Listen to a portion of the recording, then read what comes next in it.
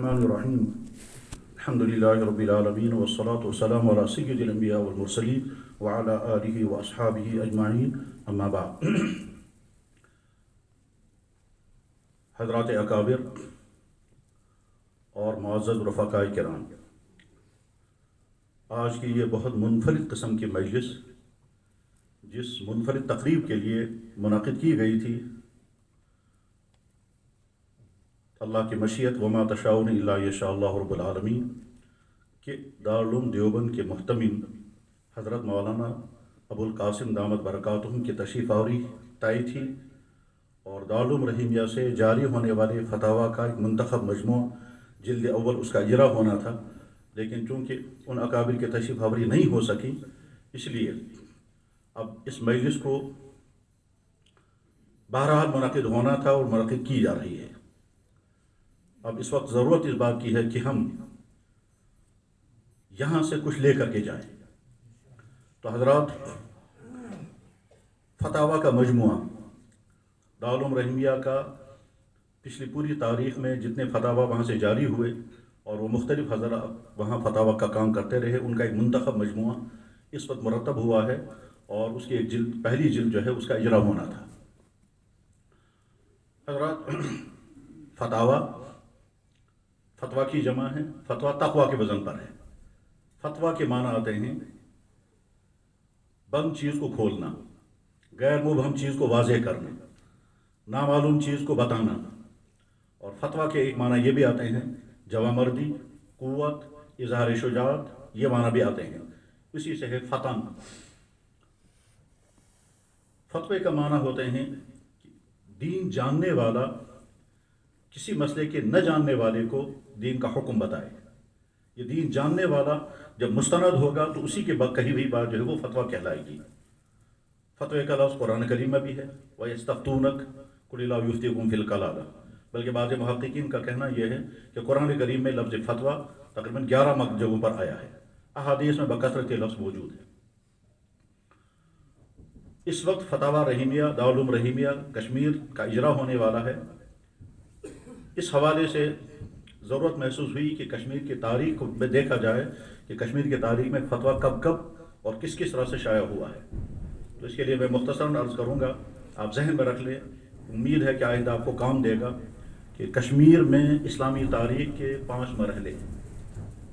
پہلا مرحلہ وہ ہے جب کشمیر میں اسلام داخل ہوا اور یہیں کے رہنے والے مسلمانوں کی حکومت قائم ہوئی، اس کو کہتے ہیں شاہ میری دور حکومت۔ اس کے بعد پھر دوسرا دور حکومت آیا جو یہیں کے رہنے والوں نے اس پر قبضہ کیا، اصحاب تشیع کا دور حکومت۔ پھر تیسرا دور آیا، اس کو کہتے ہیں مغلوں کا دور حکومت۔ پھر چوتھا دور آیا، اس کو کہتے ہیں افغانیوں کا دور حکومت، اور اس کے بعد 5واں دور آیا ہے، اس میں کہتے ہیں سکھوں کا دور حکومت۔ پہلا دور جس میں اسلام یہاں کشمیر میں آیا وہ 250 سال تک رہا ہے، اور یہاں کشمیر کے لوگوں نے کشمیر پر حکومت کی ہے، اس کو کہتے ہیں شامیری دور حکومت۔ اس کا آغاز ہوا کس طرح سے کہ بر صغیر کے آس پاس کے تمام علاقوں میں اسلام پھیل چکا تھا، لیکن کشمیر میں اسلام نہیں پھیلا تھا۔ وجہ اس کی یہ ہے کہ یہاں لوگ داعی بن کر کے نہیں آئے تھے، سیاح بن کر کے تو آتے تھے، تاجر بن کر کے آتے تھے، تجارت کر کے واپس چلے جاتے تھے، لیکن یہاں اسلام باقاعدہ پھیلا ہو اس کا ثبوت نہیں ملتا۔ نمازیں پڑھی گئی ہیں، اذانیں بھی پڑھی گئی ہیں، لوگ اکا دکا پائے بھی گئے ہیں، آنا بھی ثابت ہے، واپس جانے کا پتہ نہیں چلتا ہے، لیکن باقاعدہ جو کشمیر میں اسلام داخل ہوا وہ ایک داعی دین کے ذریعے سے، جن کا نام تھا سید عبد الرحمن بلبل، اور اپنے ساتھ ایک پوری جماعت کو لے کر کے آئے جس کا تذکرہ عام طور پر کتابوں میں نہیں ملتا ہے۔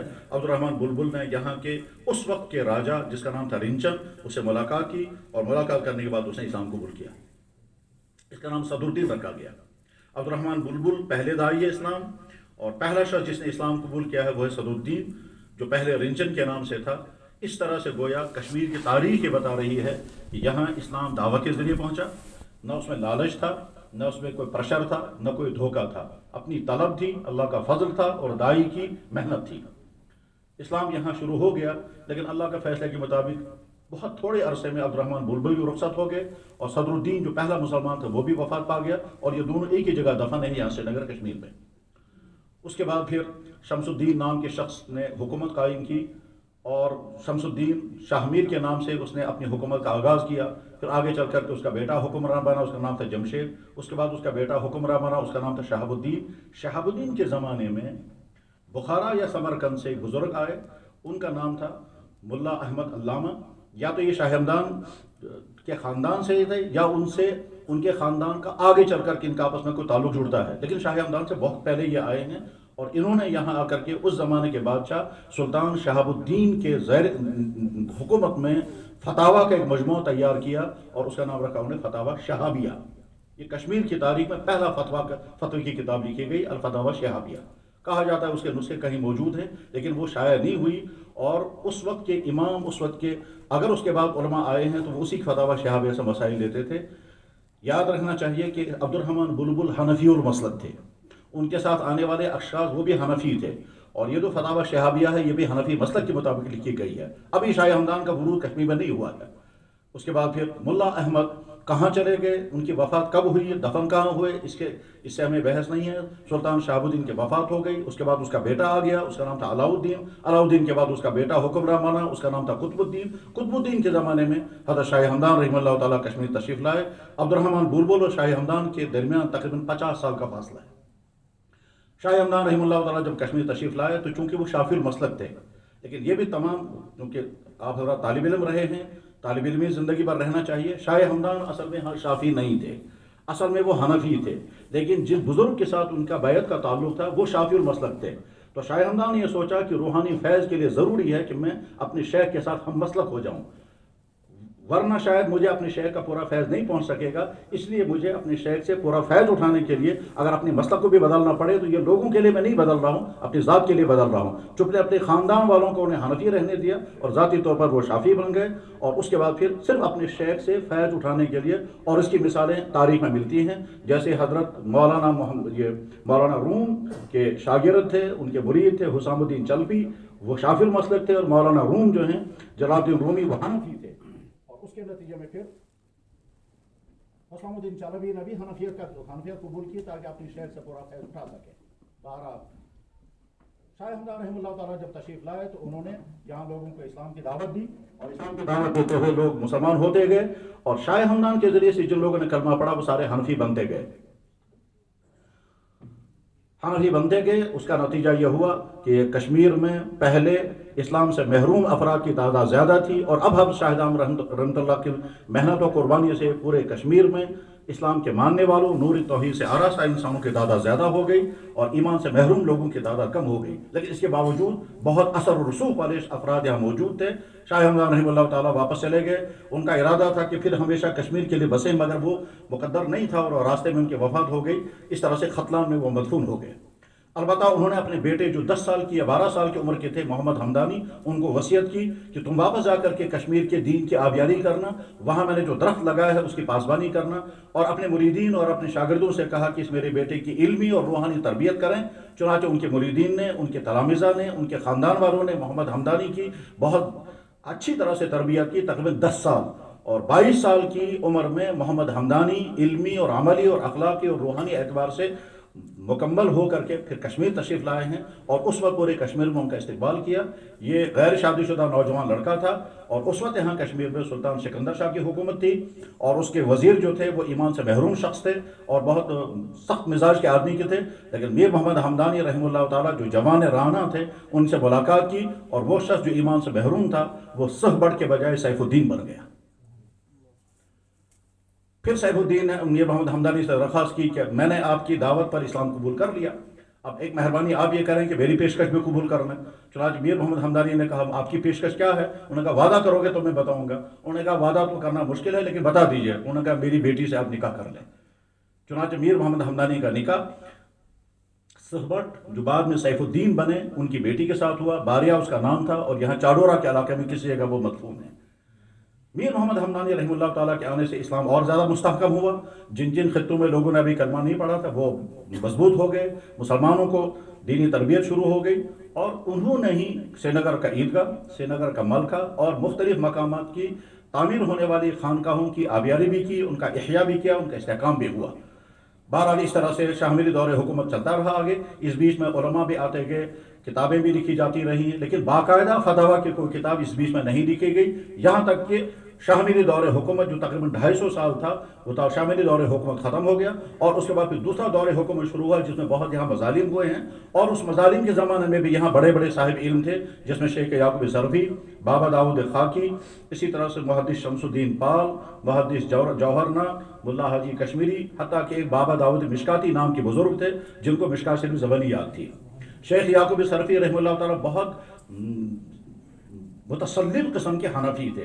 سری نگر میں انہوں نے پڑھا، پھر یہاں سے پڑھنے کے بعد یہاں سے وہ بخارا گئے، ہزارہ، پھر بخارا، پھر سمرقند، اور وہاں سے بصرہ، کوفہ، اور وہاں سے واپس کشمیر آئے. کشمیر سے نکل کر کے پھر وہ حرمین گئے، اور اس زمانے میں وہ حرم شریف میں علامہ ابن حجر مکی رحمہ اللہ تعالیٰ تھے، ان سے انہوں نے حدیث پڑھی، اور واپس جب آئے ہیں تو بر صغیر کی تاریخ میں ہمارے علم کے مطابق پہلی بخاری شریف کی شرح جو ناتمام ہے شیخ یعقوب ظرفی نے لکھی ہے، اور وہ غالباً ریسرچ لائبریری میں مخطوطی کے شعبے میں موجود ہے.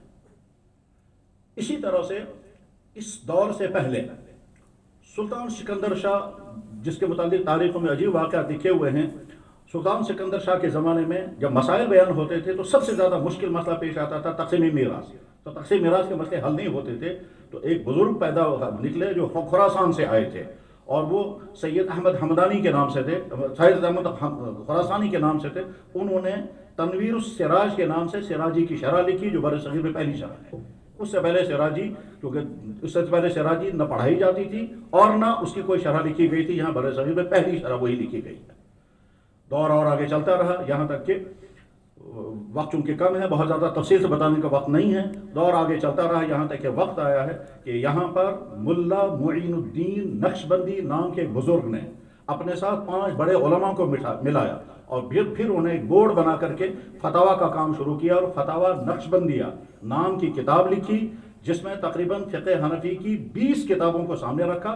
ٹھیک اسی طرح سے جس طرح سے فتاویٰ عالمگیری لکھی گئی ہے، اسی طرح سے ملا معین الدین نے فتاویٰ نقشبندیہ لکھی ہے، اور وہ تقریباً 20 حنفی کتابوں کے ماخذ کو سامنے رکھ کر کی کتاب مرتب ہوئی. اس کا نام رکھا گیا فتاویٰ نقشبندیہ. وہ بھی مخطوطے کی شکل میں، باقاعدہ وہ چھپی نہیں ہے. غرض اس طرح سے 2 اہم ترین واقعات پائے جاتے ہیں کشمیر کی تاریخ میں: مرتب فتاویٰ لکھنا اور اس کے بعد پھر اس کو شائع کرنا. اس کے بعد تاریخ میں ہمیں باقاعدہ کہیں مستقلاً کسی فتوی کی کتاب کا تذکرہ نہیں ملتا ہے، یہاں تک کہ آج کا دور آ گیا، اور آج اب شاید کشمیر کی تاریخ میں پہلی مرتبہ اس طرح سے اجتماعی طور پر ایک فتویٰ کی کتاب سامنے آ رہی ہے. اللہ تعالیٰ شانہ اس حسن ابتدا کو حسن اختتام تک پہنچائے. حضرات، آپ حضرات مختلف خطوں سے آئے ہیں، ہم سب ایک ہی کشتی کے سوار ہیں. تاریخ گزرتی ہے، ہر دور میں دین کے کام کرنے والوں کا کام باقی رہتا ہے، اور دین مٹانے والوں کا نام بھی مٹتا ہے، اور ان کی محنتیں بھی ختم ہو جاتی ہیں. یہ ساری تاریخ ہمیشہ یہی دکھاتی رہی ہے. چاہے آپ پورے عالم کی تاریخ پڑھیں، اور چاہے اسلام کی کسی بھی خطے کے اندر احیاء اور مظلومیت کی تاریخ پڑھیں، تاریخ یہی دکھاتی ہے کہ کبھی اسلام مٹنے کا قریب ہوتا ہے، بچانے والے اسلام کو بچاتے ہیں تو آگے اسلام چلتا ہے، اور مٹانے والوں کا نام بھی مٹ جاتا ہے.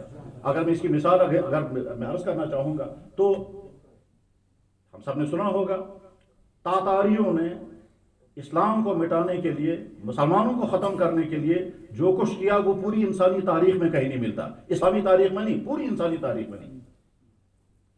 چنگیز خان سے لے کر کے ہلاکو خان تک کا دور اتنا ظالمانہ دور ہے کہ تقریباً 80 لاکھ انسان قتل ہوئے.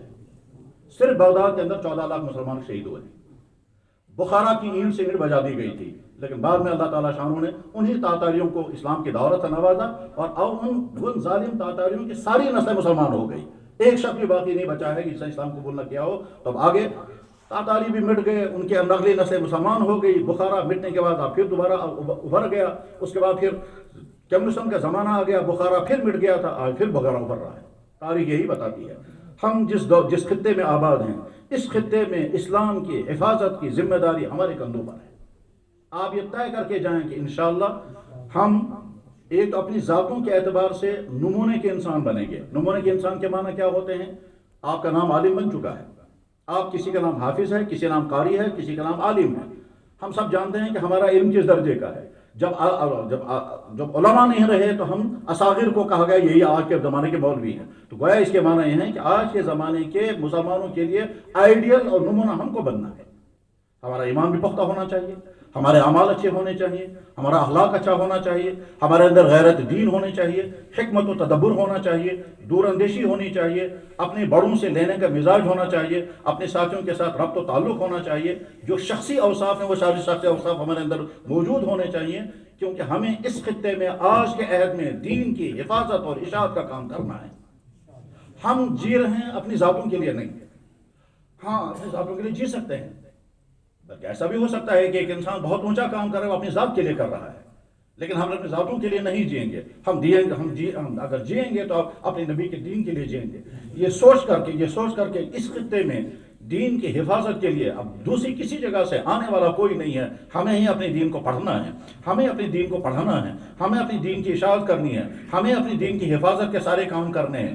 دین کی اشاعت اور حفاظت کے جتنی شعبے ہیں، چاہے وہ امامت ہے، چاہے وہ خطابت ہے، چاہے وہ فتویٰ ہے، چاہے وہ درس ہے، چاہے وہ دعوت ہے، چاہے وہ تحریر ہے، چاہے وہ جو کام بھی ہیں، ہمیں ہی کرنا ہے. اور اس کرنے کے لیے جو صلاحیتیں ہمیں مطلوب ہیں وہ صلاحیتیں ہمیں پیدا کرنی ہیں، اور ان پر صلاحیتوں کو پیدا کرنے کے لیے جو حزم و ضابط ہے وہ بھی سے ہمیں سیکھنے ہیں. اکابر سے مربوط رہنا ہے، تو ہی ہم اپنے خطوں میں اپنے دین کی حفاظت کا کام کر سکیں گے.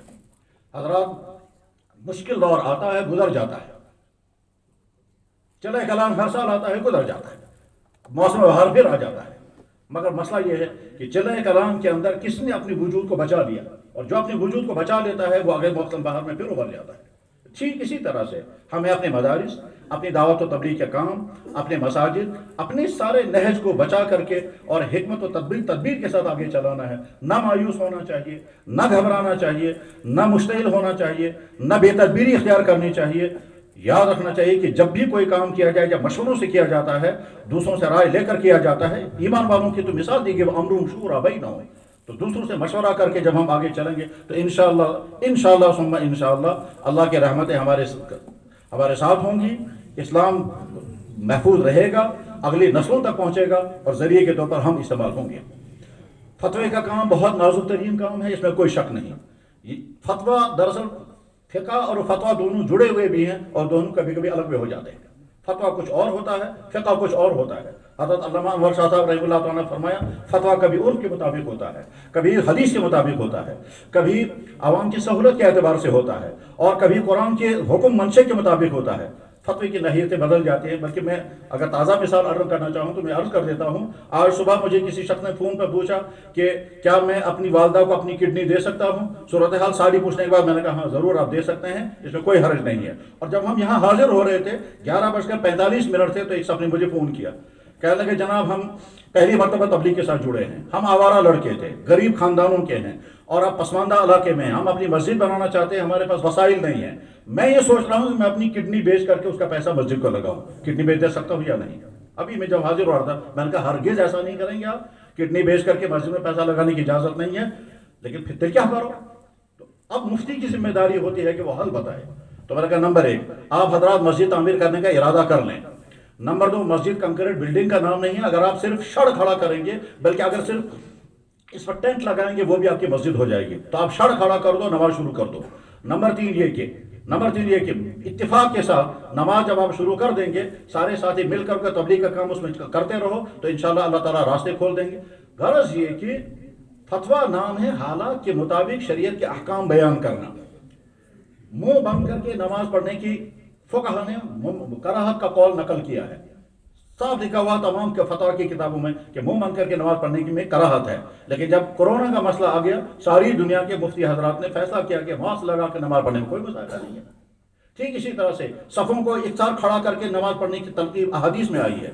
لیکن جب صورتحال سامنے آ گئی تو فقہاء کرام نے غور کرنے کے بعد پھر شریعت کی دی ہوئی حدود کے اندر فاصلہ طے کر دیا اور فاصلے کے ساتھ نمازیں ادا کرا دی. اس وقت خطرہ اس بات کا تھا یا تو نمازیں چھوڑ دینی تھی یا نمازیں بچانی تھی. اس وقت اگر افضل کو چھوڑ کر کے مفضول پر عمل کیا جائے اور تاکہ امت کی نمازیں بچ جائیں، یہی ہوتا ہے فتوے کا. تو فتویٰ حالات کے مطابق نزاکتوں کے ساتھ ہمارے بزرگ جن سب کے ہم فیض یافتہ ہیں اور ان کے اور ان کے جوتیوں کے طفیل میں جو کچھ بھی ہم نے پڑھا یا لکھا یا سیکھا، حضرت اقدس مفتی محمود صاحب نور اللہ مرکزہ مجھے یاد ہے کہ ایک مرتبہ ہمارے ناظم صاحب نے فرمایا کہ حضرت مفتی محمود صاحب نور اللہ برکتہ کہا کرتے تھے کہ مفتی کا کمال یہ ہے کہ وہ مستفتی کے دل کے چور کو پکڑے. تو سال ہر سال تک میری سمجھ میں نہیں آتا تھا یہ مستفتی کے دل میں چور کہاں ہوتا ہے، لیکن طویل تجربات کے بعد پتہ چلا کہ جب سوال کرنے والا سوال کرتا ہے تو اس کے دل میں کیا ہے. کبھی ہو سکتا ہے طلب خیر ہوگی اور کبھی ہو سکتا ہے شر ہوگا، شر بھی ہوتا ہے لیکن سالہ سال کے تجربے کے بعد آتا ہے. یہی حضرت دس مفتی محمود صاحب نور اللہ مرکز بیمار تھے، کھڑے ہو کے نماز نہیں پڑھ پاتے تھے، لیکن پھر بھی دو آدمیوں کے سہارے کھڑے ہو جاتے تھے اور پھر نماز پڑھنے کے لیے کھڑے رہتے تھے، کھڑے نہیں رہ پاتے تھے. تو آج کے محتمم دارالعلوم جن کی تشریف آوری متوقع تھی حضرت مولانا مفتی ابوالقاسم صاحب دامت برکاتہم، جو حضرت کے خلیفہ بھی ہیں، حضرت کے مرید بھی ہیں، حضرت کے شاگرد بھی ہیں، فتوے میں شاگرد ہیں، تصوف میں مرید ہیں، دارالعلوم کے محتمم ہیں. انہوں نے عرض کیا حضرت آپ تو خود فتویٰ لکھتے ہیں کہ صورتحال میں بیٹھ کر نماز پڑھنی چاہیے، تو آپ کیوں نہیں بیٹھیں گے نماز پڑھتے ہیں؟ تو حضرت مفتی محمود صاحب رحمہ اللہ تعالیٰ نے فرمایا اپنے بارے میں اپنا فتویٰ کیسے لکھ سکتا، کوئی فتویٰ دے تو میں کروں گا. تو مفتی ابوالقاسم صاحب انہیں کے شاگرد، انہوں نے کہا میں فتویٰ دیتا ہوں آپ بیٹھ کے نماز پڑھیے. انہوں نے کہا آپ نے فتویٰ دے دی، میں بیٹھ کے پڑھتا. غرض یہ کہ ہماری اکابر کا نہج اور مزاج عجیب ہے. اس وقت جو صورتحال کے اندر ہم ہیں، اس صورتحال میں اپنے ساتھیوں سے تعلق رکھیں، اپنے اداروں سے تعلق رکھیں، اپنے بڑوں سے مشورے کے ساتھ کام کریں. کام ہمارے کیا ہیں؟ کوئی امامت سے جڑا ہوا ہے، کوئی فتوے سے جڑا ہوا ہے، کوئی درس سے جڑا ہوا ہے، کوئی خطابت سے ہے، کوئی دعوت و تبلیغ سے. دعوت و تبلیغ ہمارا کام ہے. حضرت اقدس مولانا محمد الیاس نور اللہ مرکزہ دارالعلوم دیوبند کے فاضل تھے. حضرت مولانا یوسف صاحب نور اللہ مرکزہ حضرت مولانا الیاس صاحب کے صاحبزادے حضرت شیخ مولانا زکریا صاحب کے مرید بھی تھے، ان کے خلیفہ بھی تھے، ان کے داماد بھی تھے. حضرت مولانا انعام الحسن صاحب مدرسہ مظاہر کے فاضل فضلاء میں سے تھے. ان تمام اکابر کے ذریعے حضرت مولانا منظور نعمانی، حضرت مولانا سید ابوالحسن علی ندوی رحمہ اللہ تعالیٰ، جن تمام کی محنتوں قربانیوں سے تبلیغ عالم میں پھیلی ہے، یہ تمام ہمارے اکابرین تھے. دعوت و تبلیغ کا جو نہج چلا رہا ہے، اس سلسلے میں ہمارے علماء، ہمارے بڑوں نے جو رائے، جو فیصلہ کیا ہے، اس فیصلے کو سمجھیں اور سمجھنے کے بعد اب اسی رائے پر ہم کو آگے چلنا ہے. انتشار اور اختلاف سے اپنے آپ کو دور رکھنا ہے. عقل مند انسان وہ ہے کہ جو دوسرے کا مسئلہ اپنے سر نہ لے. عقل مند انسان وہ ہے کہ جو دوسرے کا مسئلہ خود نہ پوچھے. حضرات، جس دور میں ہم ہیں، اس دور میں کام کرنے پر ہمیں بشارت انسانوں سے ملے یا نہ ملے، آج کے امام کو، آج کے عالم کو، آج کے مدرس کو، یہاں کے لوگوں سے بشارتیں ملیں یا نہ ملیں، حوصلہ افزائی ہو یا نہ ہو، تحسین ملے یا نہ ملے، آج کے انسان میں، آج کے دور میں دین کے کام کرنے والے کے لیے بشارت اللہ کی طرف سے ہے اور اللہ کے نبی علیہ السلام کی طرف سے. فطوبى للغرباء، مبارک ان غریبوں کے لیے، الذین یصلحون ما افسد الناس، جب چاروں طرف سے فساد ہی فساد ہوگا، بگاڑ ہی بگاڑ ہوگا. چنانچہ سوسائٹی، معاشرے کی جس طبقے میں جا کر کے دیکھیں، جن نسلوں کو بھی جا دیکھیں، بوڑھوں کو دیکھیں، جوانوں کو دیکھیں، درمیانی عمر کے لوگوں کو دیکھیں، ہر جگہ جو فسادی فساد و بگاڑ ہی بگاڑ ہے. عقائد کا الگ، عبادات کا الگ، معاشرتی امور کا الگ، فیشنوں کا الگ، فحشکاریوں کا الگ، مالی بدعنوانیوں کا الگ. اس تمام بگاڑ کا سدھار ہمارے کندھوں پر ہے اور ہم اس کے ذمہ دار ہیں. تو جب ہم اس ارادے کے ساتھ آج جئیں گے تو انشاءاللہ اللہ کے مدد ہماری شامل حال ہوگی، رکاوٹیں دور ہوں گی، اور پھر وقتی طور پر بادل گرجتے ہیں، گرجنے والے نکل جاتے ہیں اور پھر آفتاب نکل آتا ہے. انشاءاللہ اسلام باقی رہے گا. مسئلہ صرف یہ ہے کہ ہم اپنی اس دین کے بقا کے لیے اور اپنی دین کی حفاظت کے لیے استعمال ہوتے ہیں یا نہیں ہوتے ہیں. ہم ارادہ کر لیں. اللہ کے توفیق کے راستے کھلے ہوئے ہیں. والذین جاہدوا لنہدینہم سبلنا. اللہ کرے کہ ہم آج کی اس عہد میں دین کے اسی اصل مزاج کو باقی رکھنے کے لیے استعمال ہوں. ہماری زبانیں، ہمارا قلم، ہماری سوچ، ہمارا قلب، ہمارا چلنا، ہماری محنتیں، ہماری جوانیاں، ہمارا سب کچھ دین کے لیے لگے. قل ان صلاتی و نسکی و محیای و مماتی للہ رب العالمین. یا اللہ فرما رہے اپنے نبی سے، آپ کہیے میرا جینا، میرا مرنا، میری قربانیاں، میری نمازی اللہ کے لیے اور اللہ کے دین کے لیے ہے. یہی پیغام لے کر ہم جائیں گے اور اپنے دین کے، اللہ کے دین کی حفاظت کا عہد لے کر کے جائیں گے. وآخر دعوانا الحمدللہ.